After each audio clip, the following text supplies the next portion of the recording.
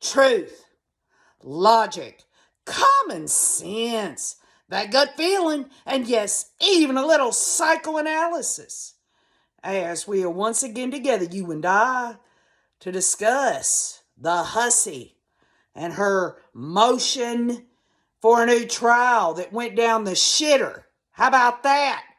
She goes in there with no street clothes on. She's got to wear the orange stripes, don't she? Along with the shackles and those nasty-ass flip-flops government issue.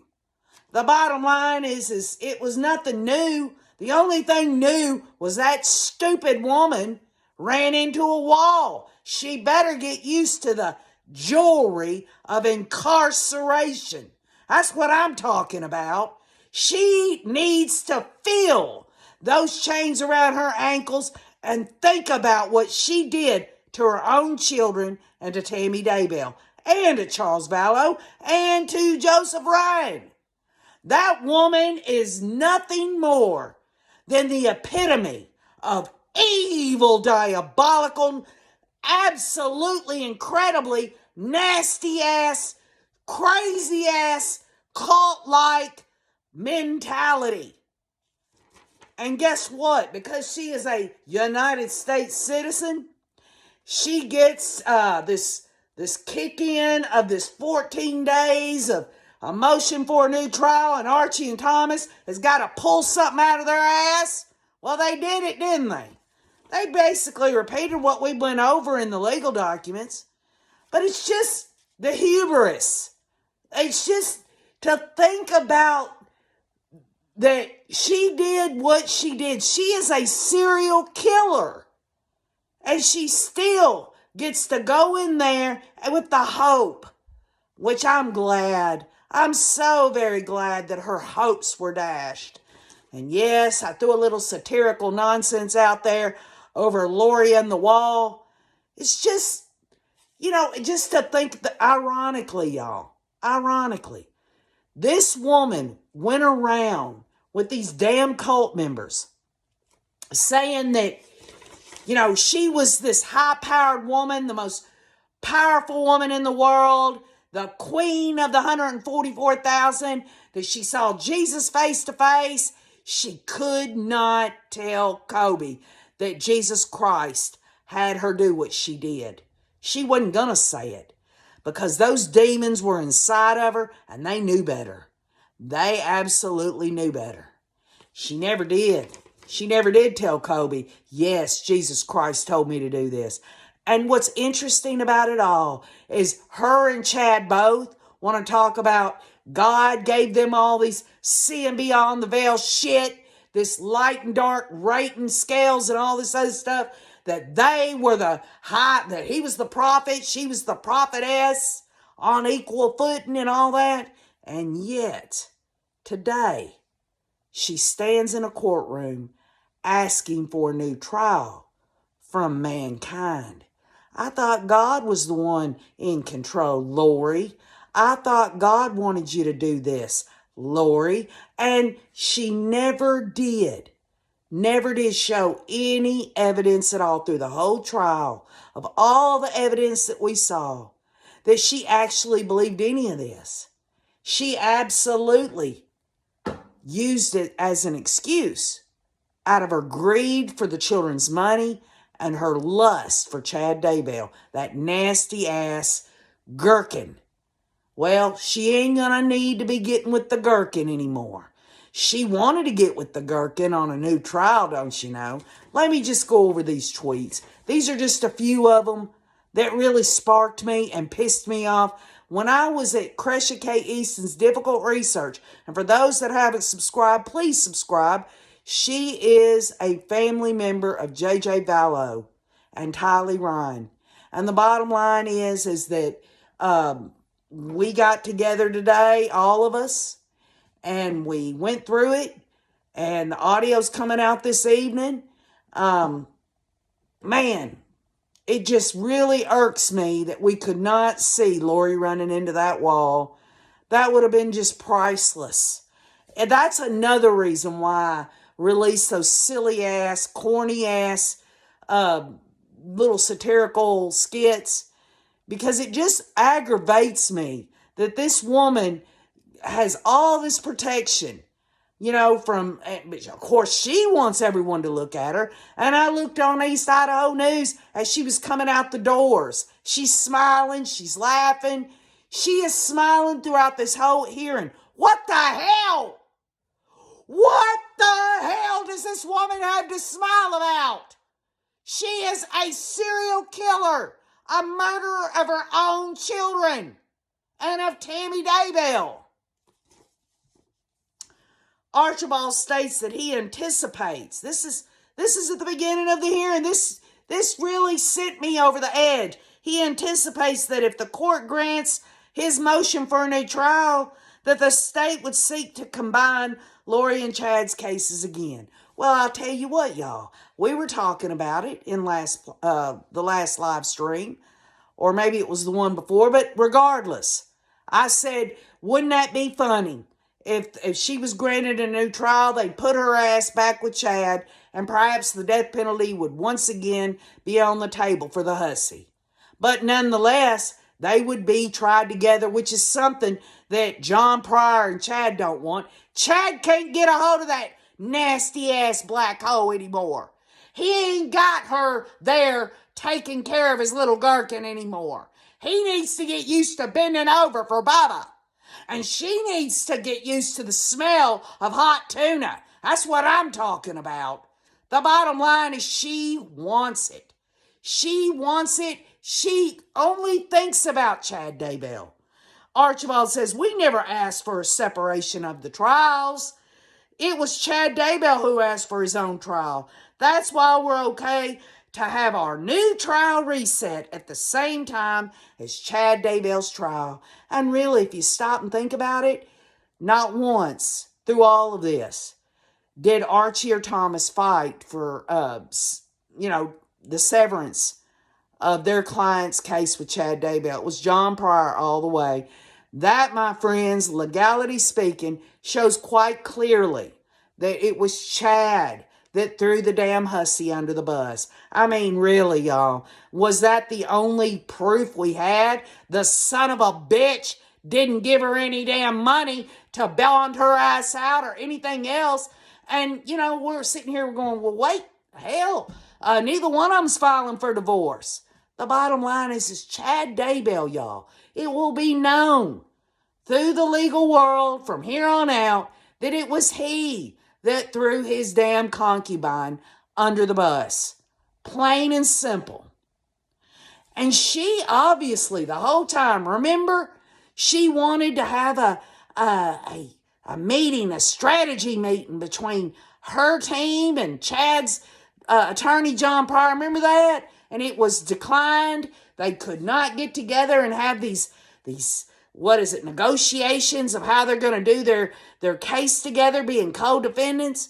The whole damn time, this woman, all she cared about was Chad Daybell.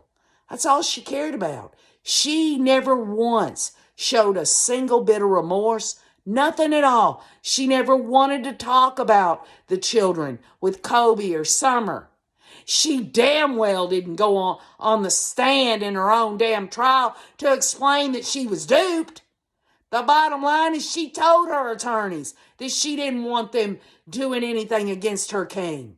And in fact, she got pissed off because Archie said that Chad had some stupid books. The bottom line is she obviously, all it was ever about was just getting rid of everything.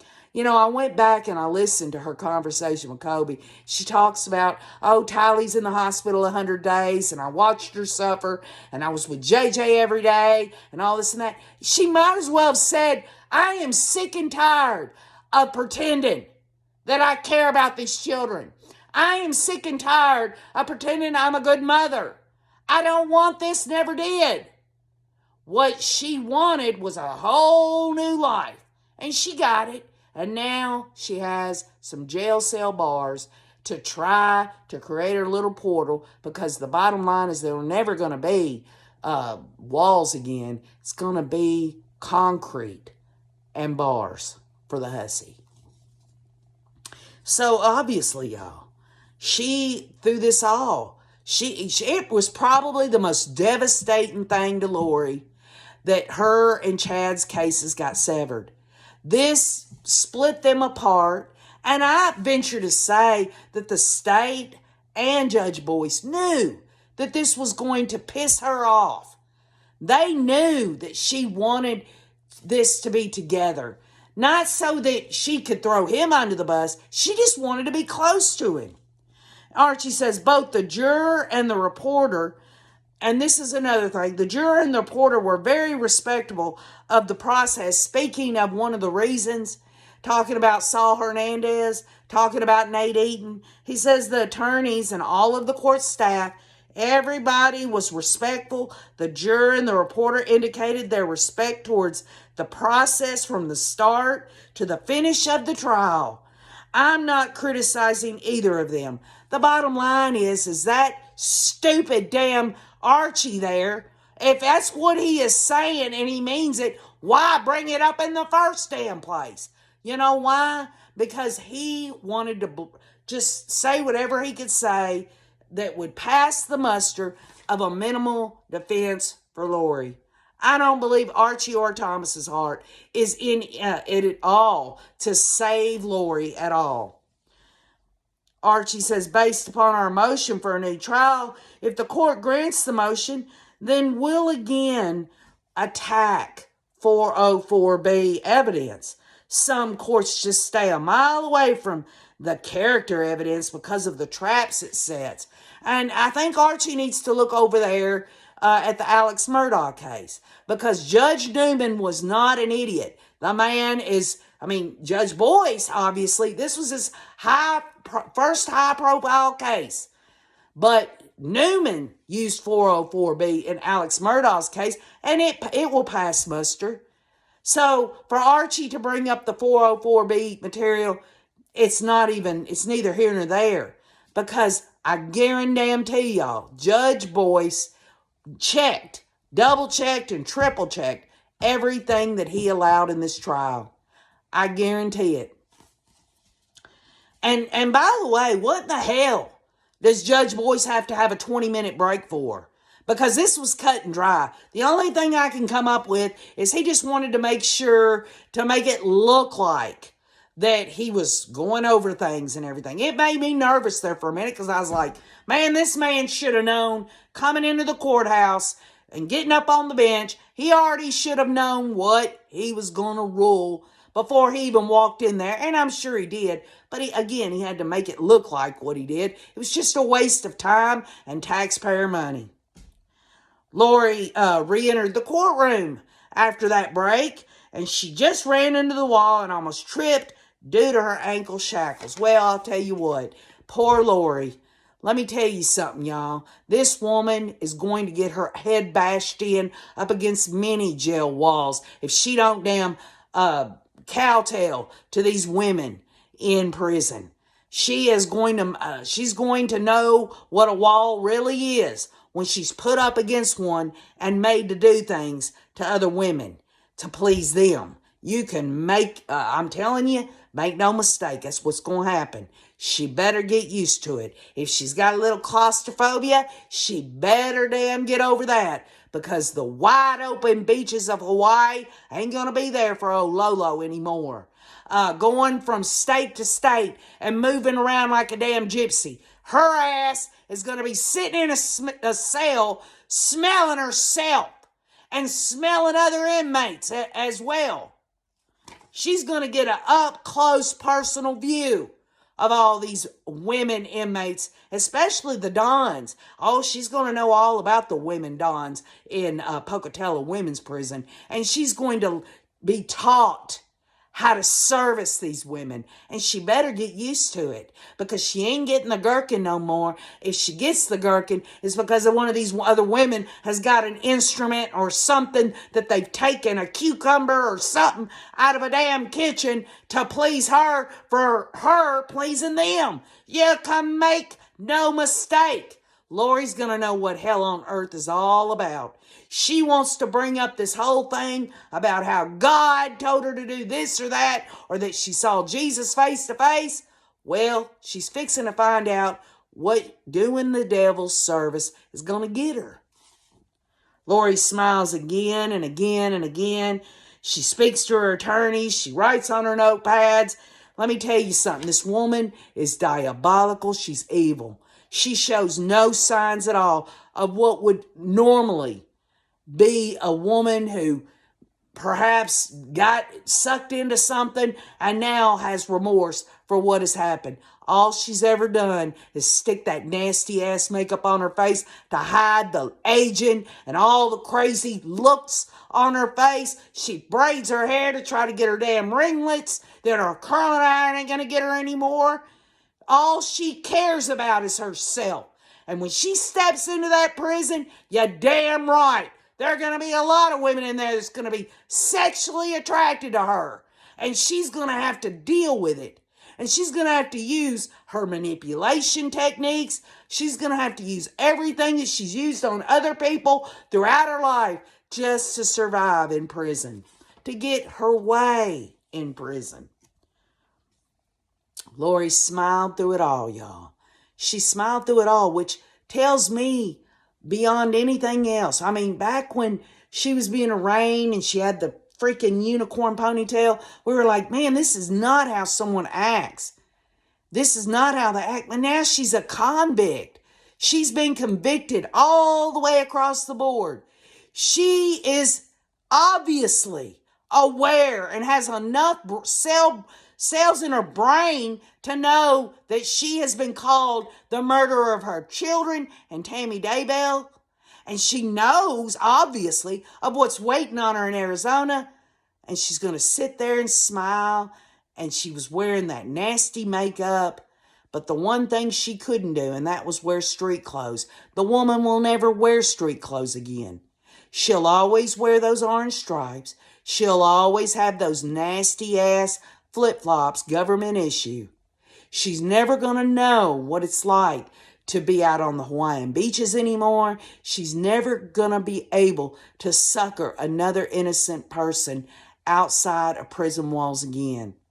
Unless, obviously, Summer and Janice or someone else, someone who's got some twisted, nasty-ass infatuation with evil, decides to be her pen pal. Oh, she'll do whatever it takes to get what she wants. But guess what? She's never going to have anything other than what's in commissary, or whether she gets money on her books, her account.